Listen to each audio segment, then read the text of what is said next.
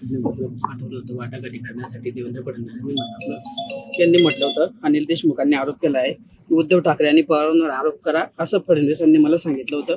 जर प्रतिज्ञापत्र करून दिलं तर ईडी शिवाय तुमच्या मागे लागणार नाही असं म्हटलंय. कपोल कल्पित गोष्टी त्या बोलतायत. या संदर्भात बरंच सत्य माझ्याकडे आहे. योग्य वेळी ते सत्य मी बाहेर काढीन.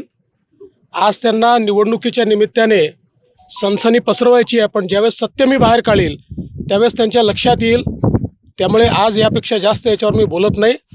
खरं म्हणजे या ठिकाणी जी काही घटना घडलेली आहे त्या घटनेमध्ये तेच सरकारमध्ये होते, त्यांचंच सरकार त्या ठिकाणी होतं.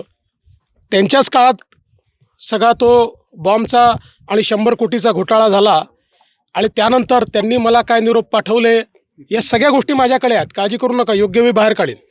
बाळासाहेबांचा अपमान केलाय असं मत. महाराष्ट्रातील ताज्या बातम्यांसाठी बघत रहा टाइम्स टुडे टीव्ही. सोबतच शेअर करा, सबस्क्राईब करा आणि बेल आयकॉन प्रेस